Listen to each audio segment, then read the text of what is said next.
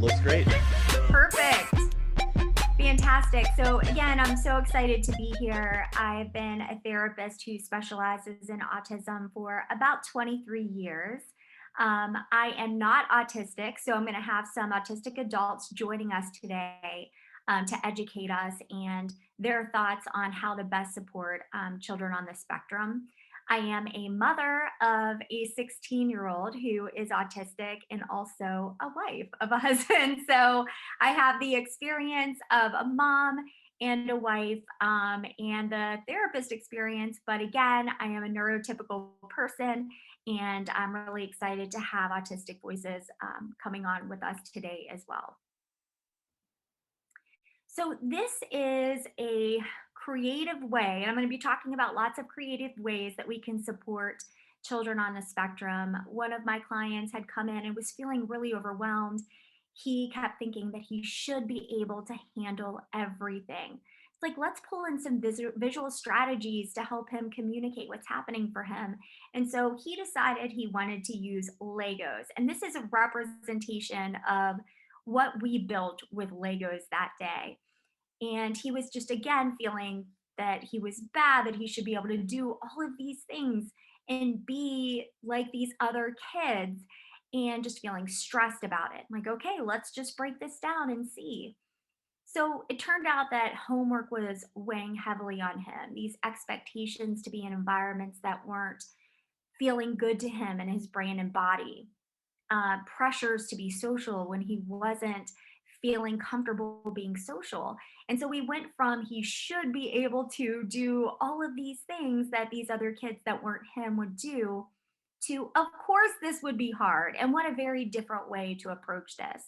This allowed us to use a visual not only to help him communicate what was happening for him, but also break down how we can put in better supports for him because lots of things were not working and were causing a lot of anxiety. So now I'm going to use an example of some other blocks that I was using where we were able to figure out for this particular client that they were really struggling at certain times of the day when they maybe were tired, hungry, they were having problems with sleep, they were thirsty, um, problems in school because they were having an issue with learning disability, medication was coming out of their system. So, again, a lot of different variables were coming into play there that were causing a lot of stress. And we were able to use this visual to be able to show this child that no wonder this feels impossible, overwhelming, and confusing. And you can kind of see that at the top. That it wasn't that this child was less in any way, shape, or form, but this was completely stacked against them, you can say. Um, we were able to put in more supports here by getting their needs met, helping them communicate those needs, being able to be more self aware in that communication, and also teaching the parents and the teachers to think more flexibly about why this child might be struggling.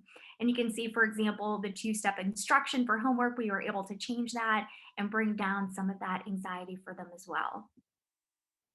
This is another visual that I like to use. This is with Duplos that I'm sure you're familiar with.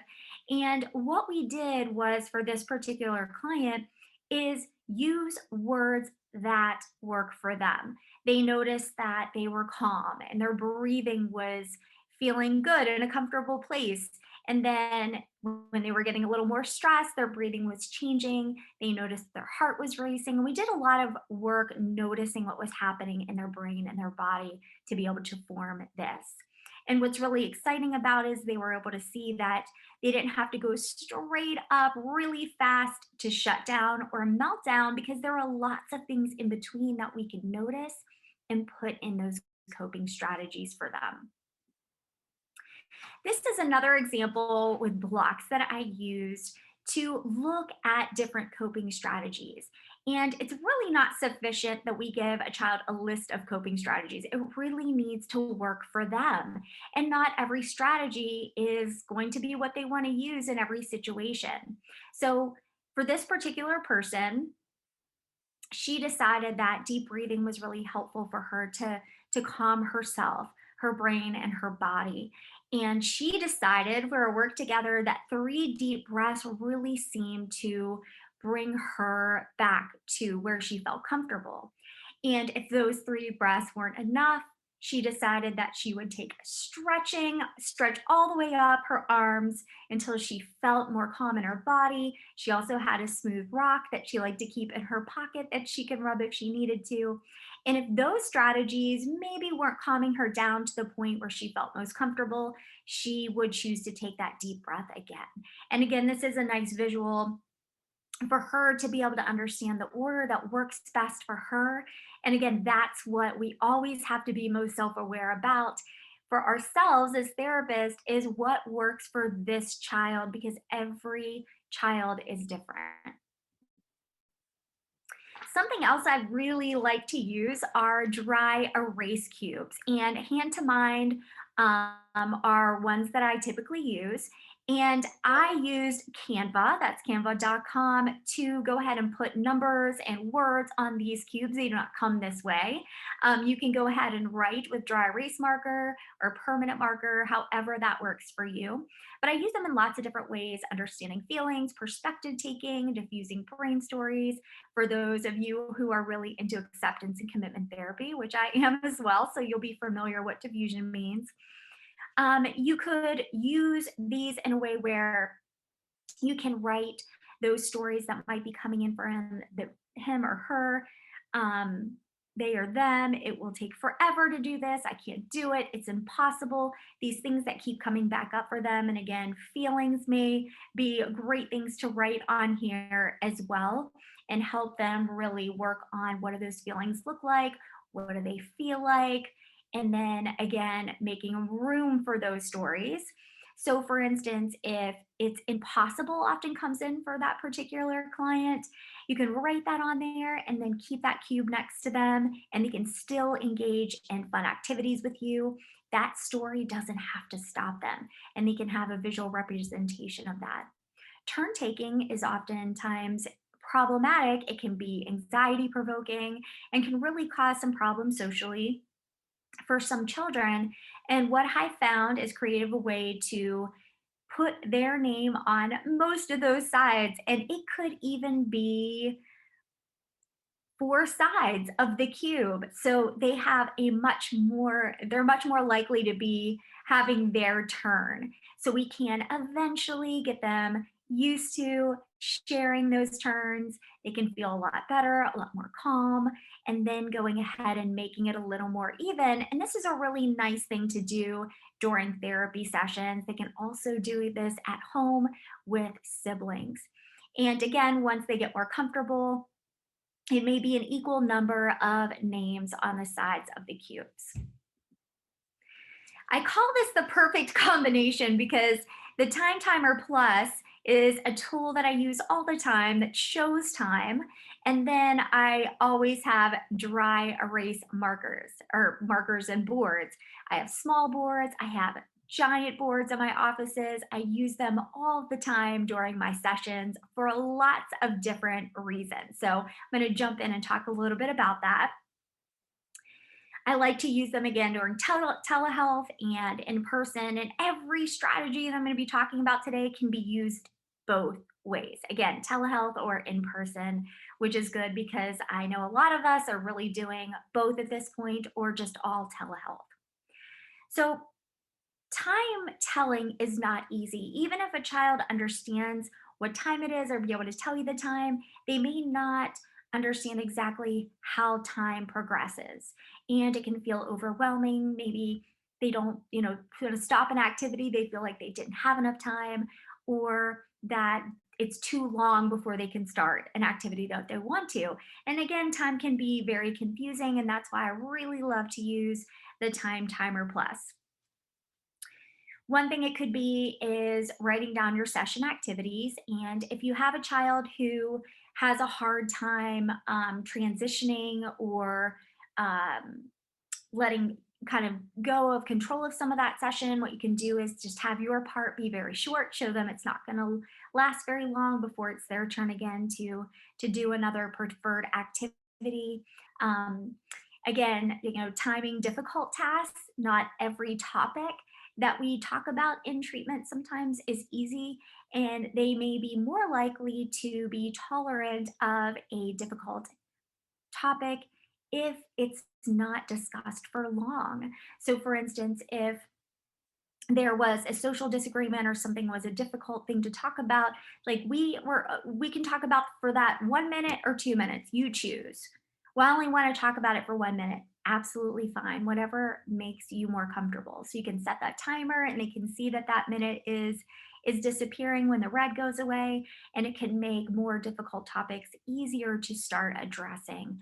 Again, you can use turn taking in this way. Perhaps they need a longer turn then you get it first, and that's okay. Again, it's what's ever comfortable for them, and then you can go ahead and extend that time. You can use this method of timing breaks as well, which would be cool. Movement breaks, all kinds of different cool breaks that you can do, and I'll also use them for engagement boosts. So right now we're going to hear from Amy, and she wanted to share with you her advice for therapists.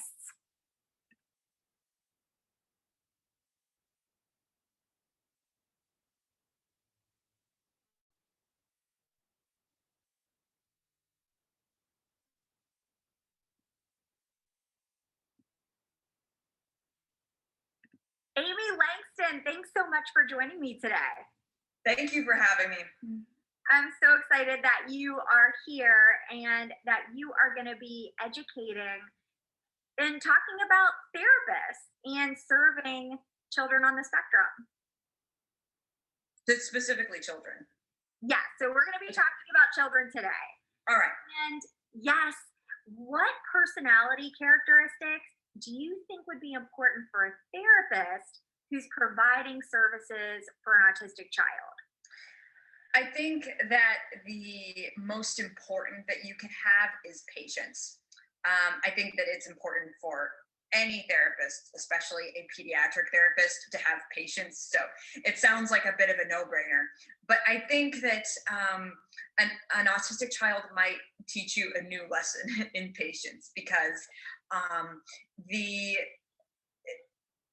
the journey of healing is not linear, and so there will always be bumps in the road. There will always be potholes. Things may go in extremes. They might not be able to understand things immediately. So having that patience is so important. Also, I think because part of the dynamic of the therapy relationship is not just how do we fix things, how do we change things, but it's experiencing that relationship that transforms your idea of what relationships can be. And so if you can have a relationship with someone that's patient and compassionate and open and fun and accepting, that in itself, those characteristics can be healing, because that can show the autistic child that it's possible to have a relationship like that with someone. And then creativity. You need to be thinking of new ways to help this child besides just verbiage. And you really need to be open to allowing the child to talk about their interests, because an autistic special interest is really how you understand the world. It's the lens, it's the frames by which you understand the world. And so if you can explain concepts in connection to their interests, that is where the light bulbs will really go off. So I think those off the top of my head are some of the most important characteristics for a therapist to have when working with autistic children. Oh, I agree. Thank you so much, Amy. And, describing the importance of those special interests and, being creative and really letting that child lead, I think. And like you said, patience and building that connection. And that really kind of leads me to my next question. So, if you are a therapist finds themselves like really wanting to build a connection with a child, what advice would you give them? So I think one of the most important things that you can have in any therapeutic relationship with an autistic child is to use visuals and to keep the visuals very broad and very inclusive. So I've heard it said that if we're using a number scale to determine how we're feeling today, don't just use 1 to 10. With some autistic children, use 1 to 100. It works on so many different levels because a lot of autistic children love numbers, and getting to choose any number to describe their emotions is really helpful, but it also gives so many other options. So using visuals and colors, and using toys and diagrams and drawings, and also just allowing the child to use those things too. So allowing them to draw, allowing them to use the toys, which basic principles of play therapy, right? But I think that can be helpful for autistic children who are even above the normal age for play therapy, because sometimes that can be easier than using words. It's really helpful to ask the child specifically what they mean by a word that they're using, and to not assume that the way they mean the word is how you're understanding the word. So I feel like those are, to start out with, those are some important things to think about.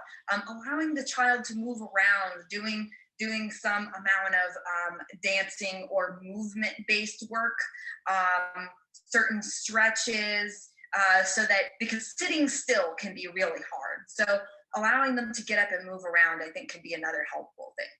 Oh, that's so good. Okay, Amy, have you received therapy in the past? Yeah, so I was diagnosed on the autism spectrum at the age of 10, and I've been in therapy since then. I've been in therapy for more of my life than I haven't. And then I saw a child psychologist up until the time that I was about 22, and then I transitioned into people who focus more on the adolescent and young adult population. And I'm Well, 25 now. I love that because I mean I think that obviously I'm a therapist. I think therapy is a wonderful thing. And if you feel comfortable saying, some of the things that you've actually felt have been really helpful, like in your experience getting therapy. Some of what I've already said has been. I think that it's always a work in progress, like I said, and so it is so important to have someone who can figure out how your brain works, and that if there's not something working now, let's try something else. And let's always think outside the box. And when I had some of my therapists who started to do things like drawing little diagrams and building on the interests that I have, or really just allowing me to talk about them, is such an awesome thing, because you can't always get people who are willing to let you just talk about astrophysics. But it's so great to get to just talk about that and hear someone who's actually interested in hearing about these nerdy things. And so those were some of the, playing games and like doing active things, and being able to really understand who I am, and not necessarily have to focus on the autism piece all the time, and being with someone who's got the type of personality that you feel excited to see them. And not that it has to feel like a drag, or like you're going to the doctor's office. That it's someone who can really be there as a guide, and someone that you're sharing the therapeutic journey with. Those are some of the things that have been the most helpful to me. Oh, that's wonderful. And Amy, thank you so much for coming on with me today. This has been incredible hearing your perspective and your journey with mental health services, and just educating us on how therapists can, be even more supportive. So I know that you obviously are you do amazing speaking. So many people have heard you speak already. Um, but how do more people find out about you and understanding what type of speaking events that you do? Yes, I'm glad you asked. I have a website, amylangston.com. You can email me at amy@amylangston.com. And on my website, you can find information about any speaking or training that I do. You can find my background information. You can find some blog posts that I've written about autistic life and other things, and some of my other services. So I would be very excited to anyone who wants to see how I can help them. Wonderful. And thank you so much again, Amy. And we'll be talking soon. Thank you. Take care. Bye bye.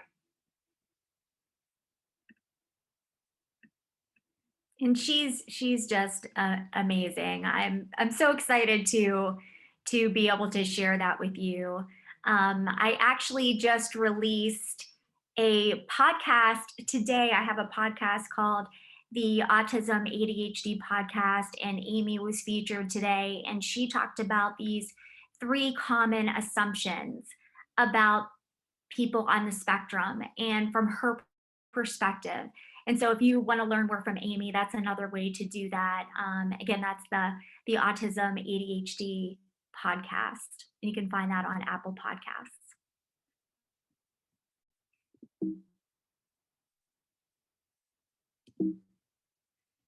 Okay, so I'm going to find out why that was not working.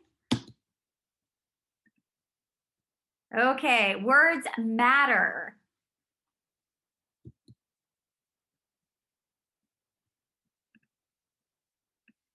I'm going to make sure that everyone can see that.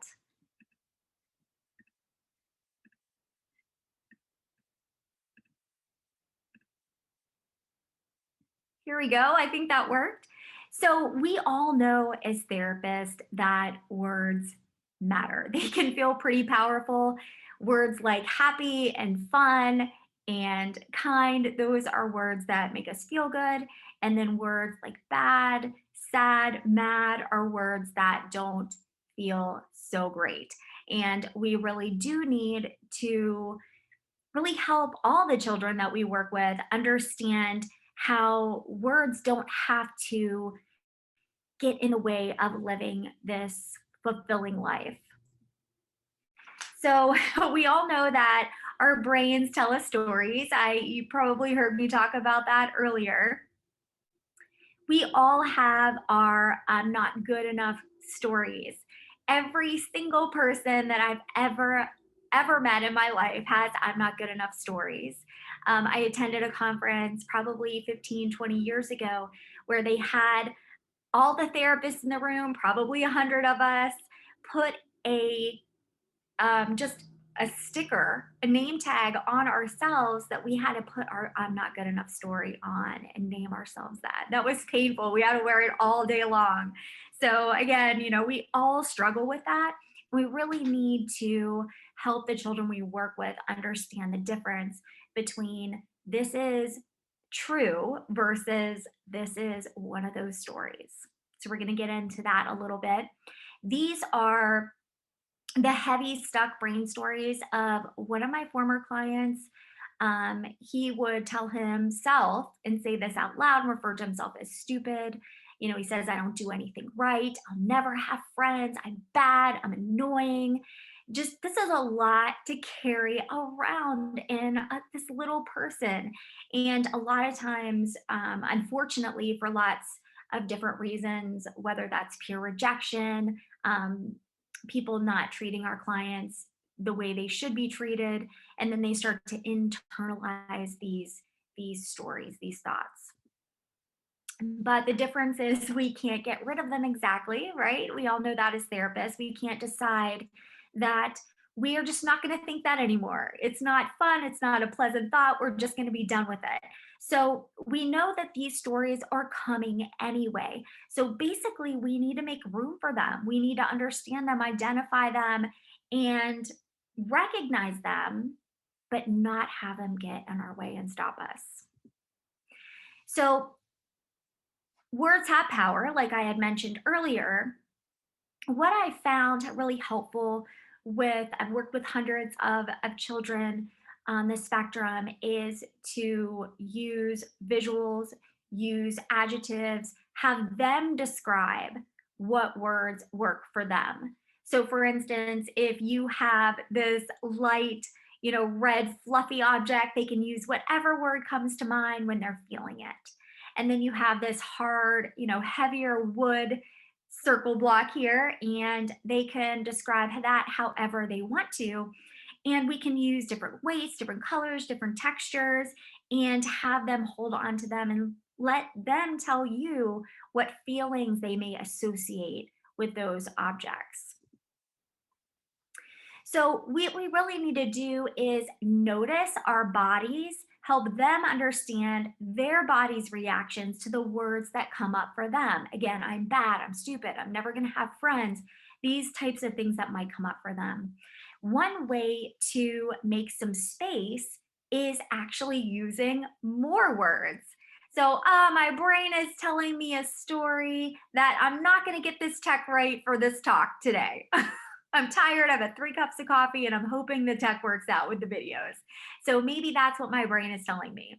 So again, it's I'm stupid versus, oh, my brain's telling me a story that I'm stupid. It's just a story. That's a very different way to live, a very different way to understand our brains and our bodies. You can look at them like a curious scientist, again, holding it lightly versus tightly. And we're going to talk about that too. You can use actual, again, show the difference between holding your fist really tight. You can use an object in your fist if you're going to do that. Another thing you can do that can be really helpful is write down those brain stories on a piece of paper. And then they can put that in their hand, they can hold it tightly. And that would be, I can't think of anything else. I'm stuck on this. It's the truth. No one's ever going to be friends with me. Versus opening up their hand, and it feels so much better. They can still see that story, but now their relationship is different. Maybe their feeling about it is different. We always need to work on physiological awareness because many children, in my experience on the spectrum, really have such big feelings and they come in fast sometimes. So you can see me on the left, doesn't look exactly like me, but what we were doing was talking about what our brain was telling us, or maybe a feeling that was coming up sad or upset, and where we were feeling it and when, how, and usually comes in order. So, my client, you can see on the other side, when someone wasn't nice to her, this is where she would feel it and what order. So, instead of it coming in and coming in fast to where a child may want to, or feel the need to shut down, escape, or become aggressive, perhaps, it would be the noticing and figuring out, okay, what can I do with this? What do I need? Breathing, it's so important, right? Diaphragmatic breathing, it's basically the opposite of panic breathing. And what you may find in my experience too, that sometimes children say, well, that doesn't work, breathing doesn't work. But they're already doing it. So you're halfway there already. It's just figuring out how that works best for them. One of my favorite ways of doing breathing, and I do it lots in different ways because, again, it's individualized, the treatment that I do. But one that I think is really neat and creative is to have that special interest. And you heard Amy talking about earlier, include a child's special interest just as much as you possibly can. And perhaps there is a stuffed animal that they like, perhaps there's a figurine that they like, and that can rest on their belly and they can see it go all the way up and then all the way down. And it really can bring some more interest to that breathing. But again, there's so many different ways that you can do breathing and trying it. You can try them out and say, which one did you like best? Which one did you not like at all? And really giving them that option because, again, it's about them and what they need. Now, 4E's novelty expanding balls is one of my favorite ways to show breathing. It makes it tangible, it makes it visual. They can put their hands on it. And I'm sure a lot of you are familiar with this already, but it's a great way, again, to practice breathing, and it's fun too. So you can play with the balls and throw them or make them big and small and play with them a little bit before you start using them for breathing. What I also like is from this company, they can come into a 4 pack, and it's really a cool way for the family to do it together as well. And families can really need some help kind of breathing and calming down themselves. So this is really one of my favorite ways to teach breathing. A really neat thing that I created that I think that you're gonna maybe enjoy as well is finding images that work for that child's interest and having them pick it out if at all possible, or if you can get something that's completely related to what they've told you that they absolutely love and what they're talking about. And I print off those objects and then I cut them and make them into homemade puzzles. And of course, you can laminate and get it all fancy if you want to, but this can be really fun. And the number of puzzle pieces depends on what you're working on, and you can use them to increase participation in your session. You can use them for reward puzzles. It may indicate a break's coming up, whatever that is for them. It's a great way you can use it in 100 different ways I can think of to use this puzzle. And it's also a really neat way to generalize a skill to home or for school as well. And of course, special interest, one of the most important things to remember when working with a child on the spectrum. Now, I'm sure most of you know that this is a creeper from Minecraft. And again, there's a lots of things that we need to know about as therapists interested in supporting children on the spectrum is, again, what is their interest? And I know about Pokemon. I know about My Little Ponies. I know about Adopt Me, about every Roblox game, really digging in and showing them that I really care about what they care about. And this is really interesting to me too.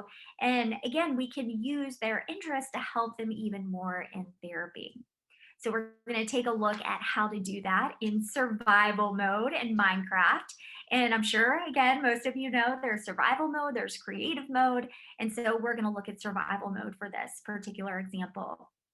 So during the day in survival mode, you're going to want to grow food, build shelter, mine for supplies, craft weapons, whatever you're going to do to make sure you are ready because night is coming. Okay, so this is all about getting prepared. So when I think about what comes out at night, it could be creepers, skeletons, zombies, spider. I mean, there's just so many different things now, especially with the updates that are coming. Those can represent those brain stories that we talked about earlier. I'm no good. I'm too overwhelmed. They get to decide which one goes with the creeper, which one goes with the zombie, or whatever monsters they want to choose for that. We can again look at that preparation, and that could be breathing, stretching, listening to a relaxation app, whatever again works for that child. And then also, when we know those stories are coming, because they will come, is what do we do after? We can make room, we can move forward, we can use whatever coping strategies work best for that child. Something else I really like are response cards. And it's a really neat way to just boost engagement in your sessions and also have that child feel most comfortable in the way they want to communicate to you. It could be that you start out with, do you like the color blue? Yes or no? And then you're kind of revving up that interaction. And it can be really fun too. It could be, how much do you like Adopt Me in Minecraft? Small, medium, or big? Whichever that is for you. And maybe how much do you miss your friends at school? 1 through 10, or like Amy said, 1 through 100 or 1,000, whatever works best for them.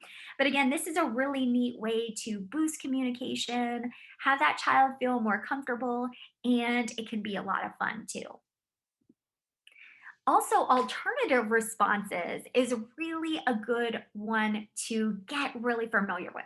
So maybe a child feels more comfortable giving you a thumbs up or thumbs down. Maybe it's a written response. Maybe they want to circle something instead. Maybe it's an alternative physical response that they make up. Whatever that works for them or whatever way that works for them. A neat thing that I've discovered through doing telehealth, and I'm sure you probably have too, is Chatbox. And some of my patients like to go back and forth through the chat box or circling on the digital whiteboard. I use Zoom for telehealth, or they want to respond verbally. Again, whatever works for them. If maybe the communication is slowing down a little bit, I'll say, whatever works for you. If you want to take a break and we'll just be quiet right now, or would you rather use the chat box, or thumbs up or thumbs down, whatever works for you. So again, just being able to have these options so a child feels more comfortable, and then of course reminding them of that option whenever they want to change up the way they're communicating with you. That's absolutely fine. This is kind of a representation of how to maybe communicate in a way that works best for them when you're talking about those tough topics. Here on the left is an example of one of my clients who had recently lost their very dear pet that they had had for a really long time. And, when we first got on the session, he was very sad. He was very quiet, which is not like him. And so I typed out, what do you need? Question mark. So I really wanted to be there for him, but I also didn't want to overwhelm him. I wanted it to be in the way that he needed it to be. And so I wrote down, I feel sad, or typed, I feel sad. I don't want to talk about it yet. And I feel sad. I'd like to talk about it for a little bit. And he actually ended up circling that second one, which let me know that he did want to talk about it at least for a little bit. And then he was able to open up and really get into what happened. I had gotten a heads up about the loss of his pet before the session from his mom, so I was already aware of that. Here's another example. I'm feeling, and then a list, and then they can circle to the one that is, closest to what they're experiencing at that time, even when verbal communication may not be what they want to do in that moment. You can still be working towards helping them. Okay, so now we're going to talk about or hear from Ryan Lee, who is an autistic advocate. He is fantastic. He is actually my autistic son's mentor. And this isn't always possible, but I do recommend that children who are on the spectrum actually have autistic mentors, because if we are neurotypical, we're looking at autism through that lens. And I really, again, if that's at all possible, would recommend that child be able to have that support in place. So let's go ahead and hear from Ryan, and hopefully I can get the video playing from the very beginning this time.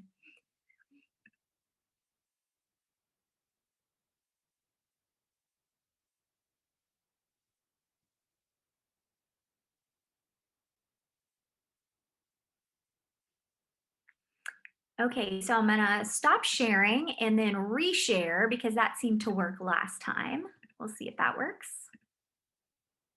So Dan, if you can just let me know via text. Ryan Lee, thank you so much for joining me today. No problem. Glad to be here. Why don't you tell our audience a little about yourself?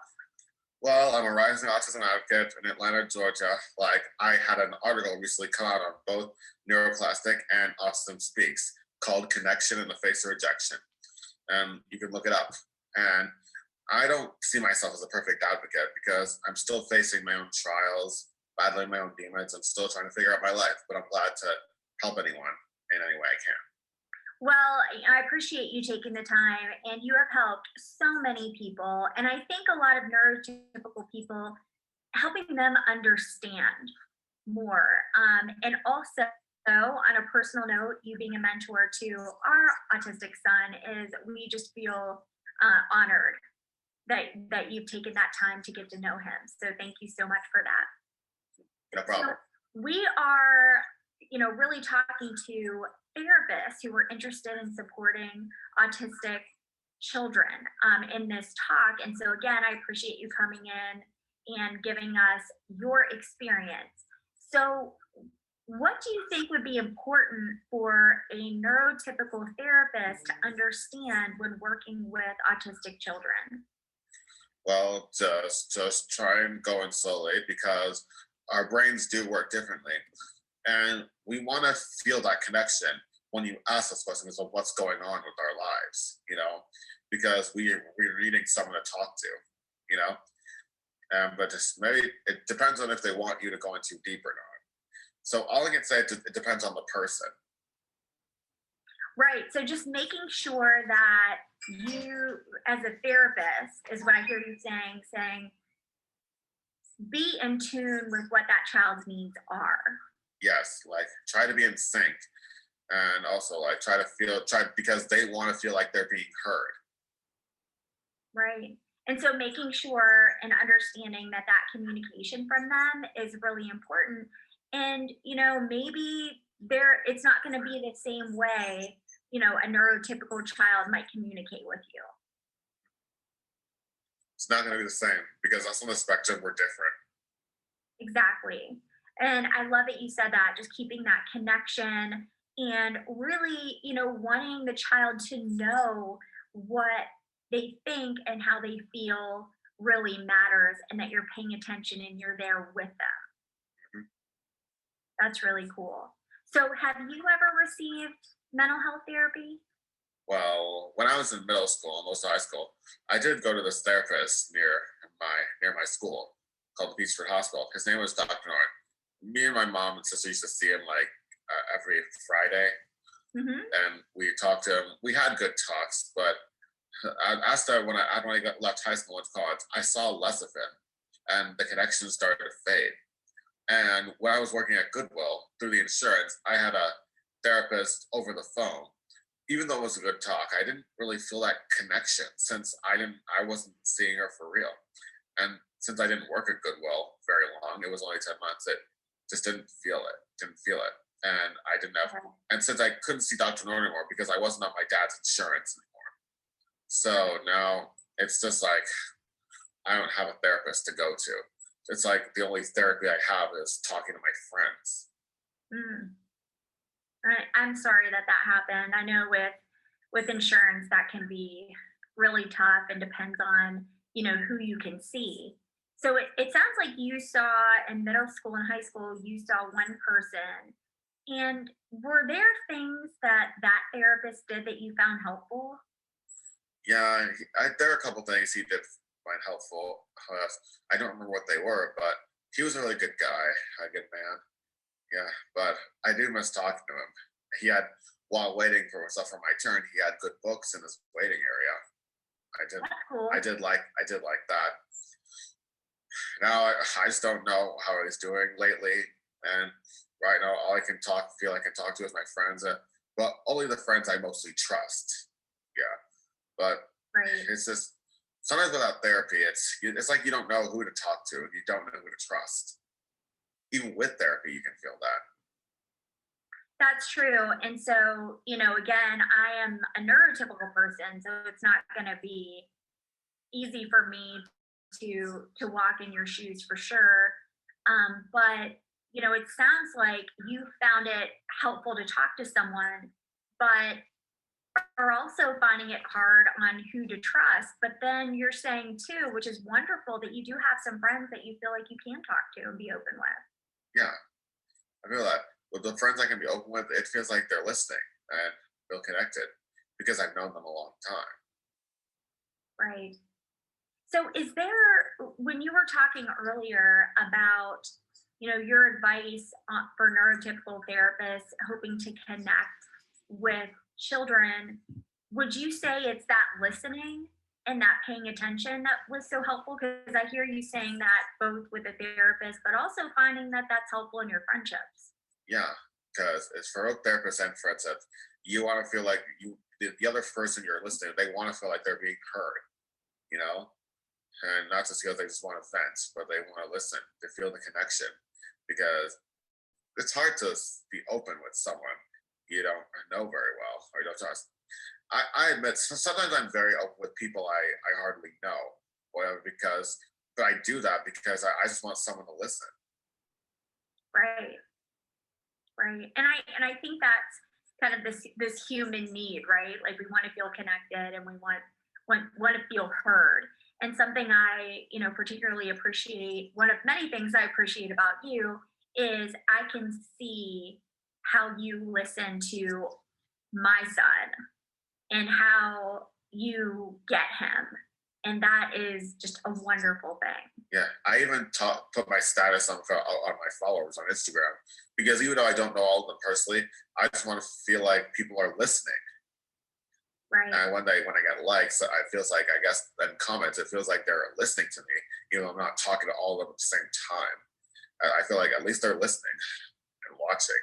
Either way, they help. I just hope they get the message. Right. And so I know that a lot of the therapists that are watching right now are really going to want to get to know you and learn from you. So, how can they do that? They can. My Instagram is Rymar101, and my website is ryanshard.wordpress.com. Yeah, you can find all my socials there, and I'm sure I gave you the link, Holly, to my Yes, I website. have it because I make sure that I keep up with all of your good work because I learn a lot from you for sure. And Yeah. Ryan, again, thank you so much for joining with me today. And I'll make sure that I have your link posted as well.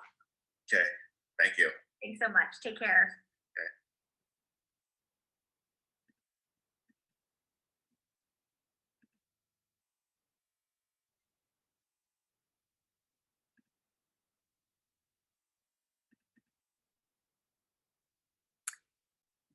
Okay. Okay, hopefully everybody can see me. Dan, if you can let me know if we're back on the slides.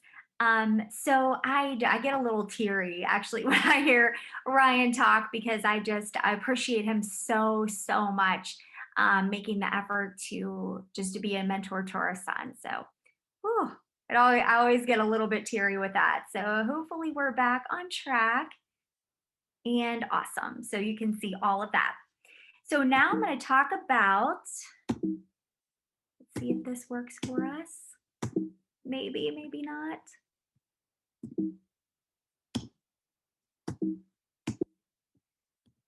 Ah, goodness. Here we go. I think we're on track here.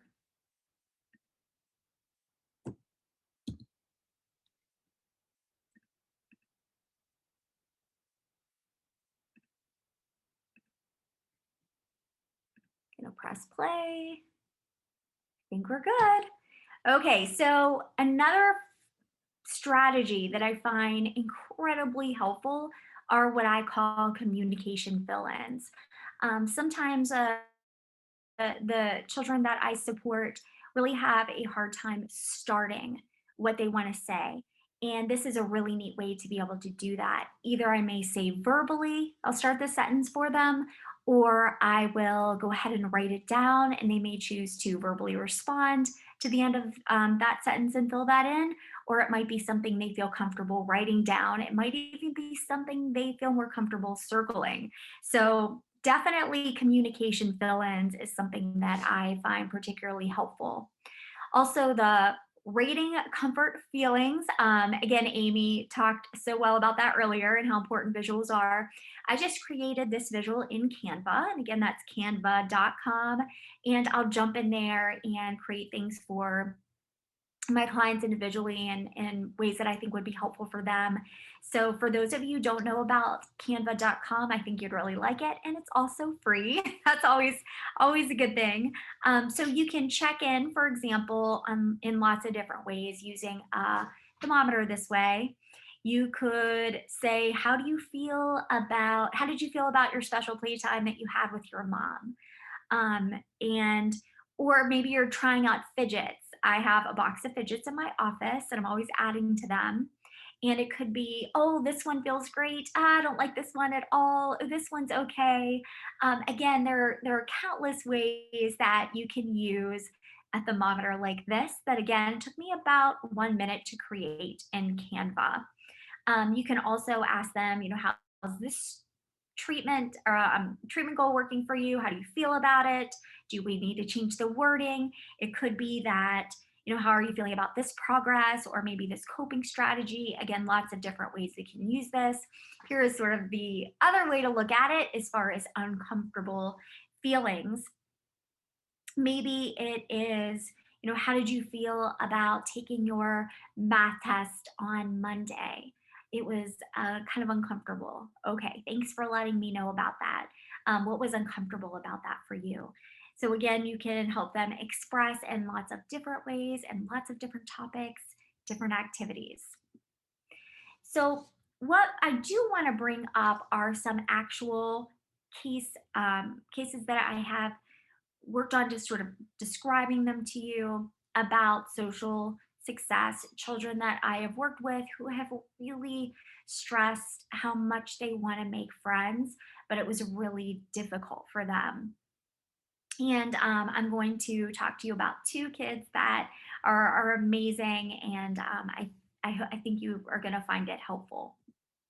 So, first, we're going to talk about Ethan, and he's 6 years old, diagnosed with ASD, ADHD, and anxiety. He was really fearful of social interaction. He was very concerned that he would be rejected like he was before in the past, which was really hard. Oftentimes during recess, he would walk by himself and sort of circle around the outside of the recess boundary and just be watching the other kids, and he would tell me how he really wanted to play with them and needed some help to do that. So you'll see here I developed what I would call the visual exchange, and you can learn about this more if you want to contact me. But this is a really neat visual way to learn virtual, that's what we're doing right now, visual exchanges, and be able to individualize it completely to that child. It's a really cool, easy, and fun way to teach this social interaction. So we worked on that inside our sessions. Also, we worked on noticing the preferences of others, complimenting, and what we ended up doing as well, with the help of his mom, is on one of those giant whiteboards I have in one of my offices. We had lists of the first names of the kids in his class.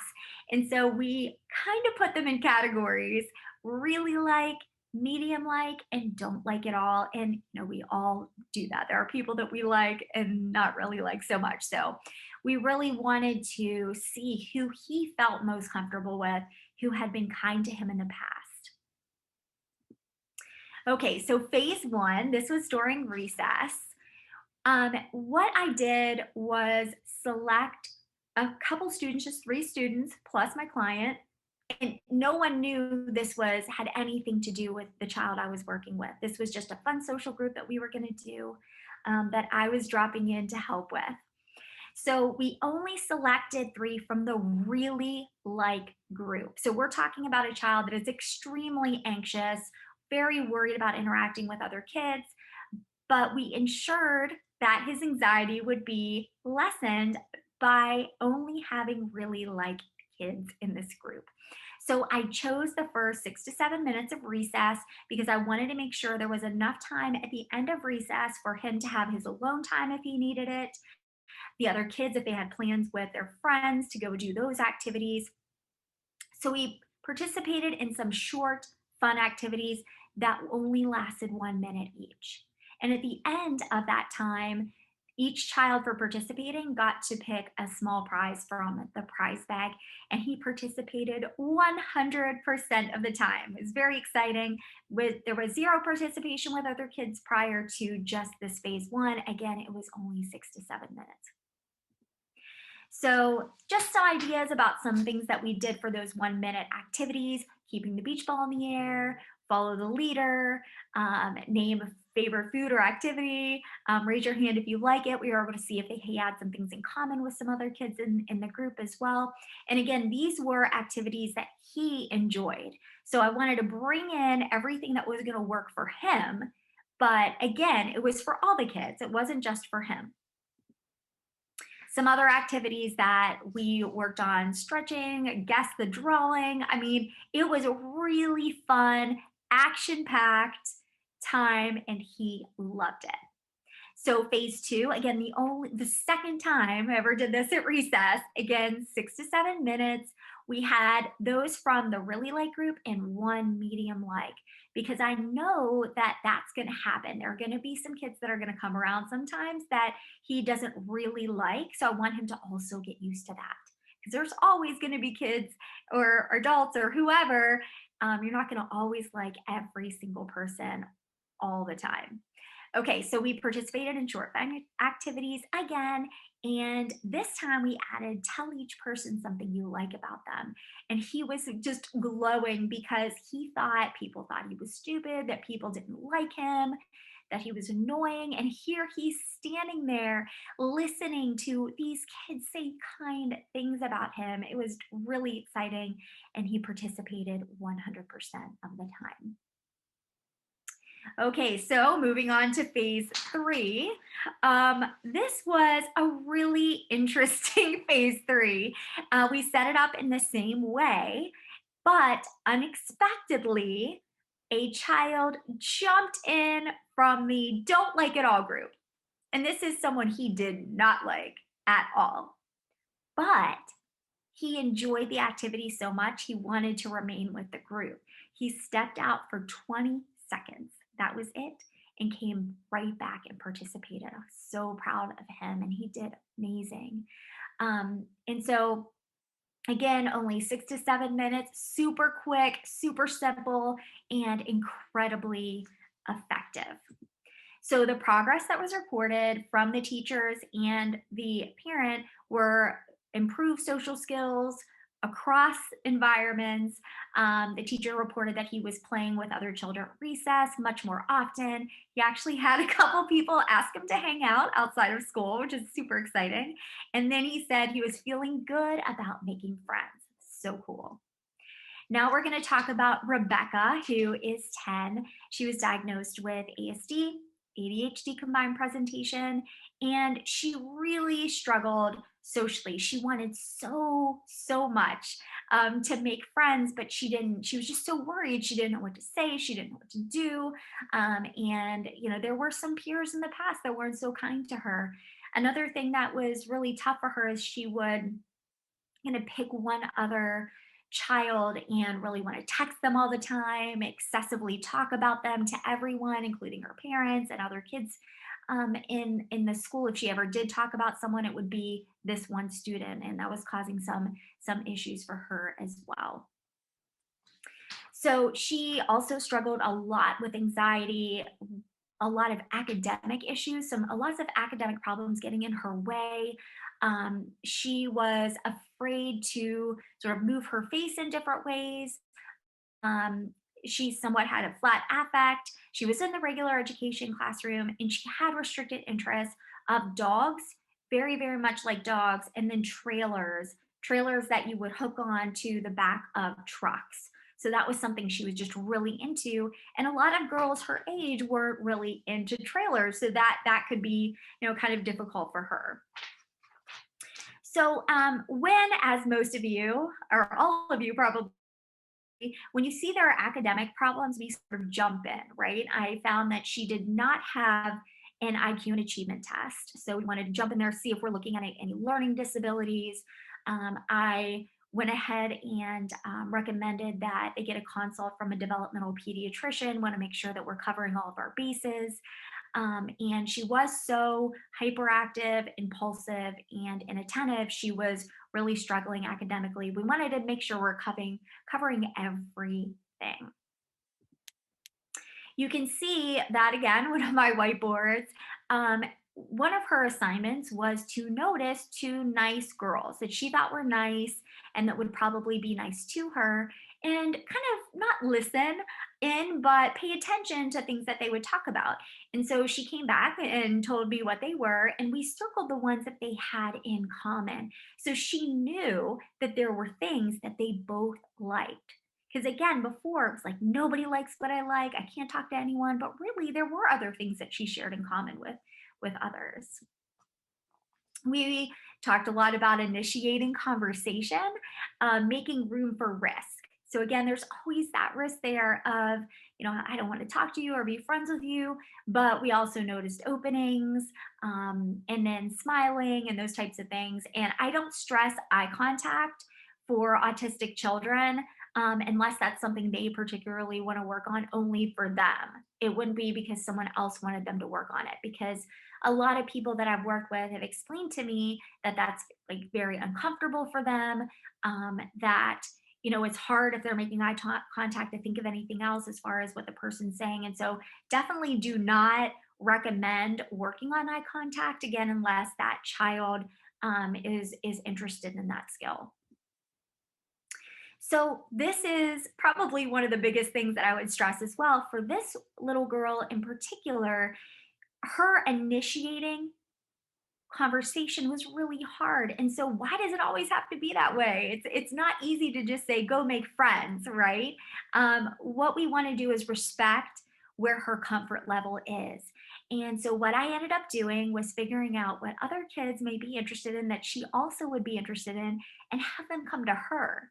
So we got the school to agree that she could have a couple really cool drawing pads, those colored pencil, really neat drawings that you can use, abstract drawings, other things of animals, and then Mad Libs, and kids were coming to her. And not only that, because she had done such great work identifying that the one little girl likes to draw, she liked to draw, so she had drawing materials with her, and she was able to ask that girl that she already knew that liked to draw to join her, and it was just so lovely, so great. So again, I had referred her to a developmental pediatrician, and she ended up on trials for medication for ADHD and anxiety, and made such a massive difference for her. Again, I had recommended that achievement testing, IQ and achievement testing. She did have, ended up having a learning disability. So we put a lot of academic accommodations in for her, and her grades went from D's all the way to B's and A's. And she's just feeling so good about herself. Pretty exciting stuff. So her progress, she started initiating interactions with her peers. So not only them just coming towards her, but also her successfully initiating those interactions with girls again that she felt comfortable with. And she began asking people if they want to play, and preferring kind of not a lot of talking activities, but physical activities. And she really enjoyed that. And then she actually had, a few peers approach her to play the Mad Libs and the drawing and all that goodness. So that ended up going really well. And she had play dates from this very small, accommodation that we ended up having in for her, as far as the recess, and then actually had her first sleepover. So that was really, really exciting. So I just want to thank all of you so much for taking the time this evening to spend with me and learn more about how to best serve children on the spectrum. I know that you're busy. I know you have families and work and all the things. And so again, I just really appreciate you taking this time to spend with me. I did want to offer you a free guide that I created, the Behavior Detective Guide. And Dan's actually going to post that link for you. I've already previously given him the link, but if you don't find that link, you can always come and visit me over at hollyblancmoses.com. I do have a private practice, which is Crossvine Clinical Group, but my education group is Holly Blanc Moses LLC. So hollyblancmoses.com, you can find all kinds of goodness there. Again, the Autism ADHD podcast, Autism ADHD TV, where you can view the podcast episodes. You can actually see the interviews, and social skills guide on there as well. So again, thank you so, so much for joining me. So Dan, if you have any questions from the group. Yeah, Holly, thank you so much for sharing your time and all of your knowledge with us today. Really appreciate that. Thank you. Yeah, it was a great talk.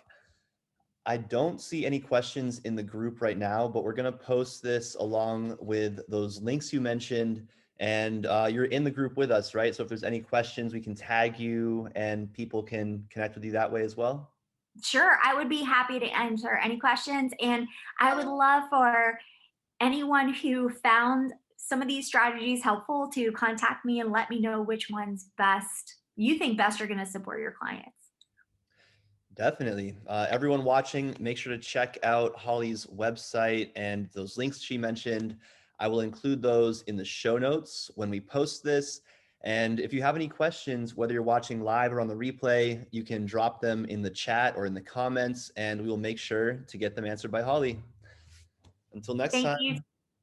Yeah, thank you. We really appreciate you coming in, and look forward to continuing to see you in the group and learning from you. This was all really great stuff.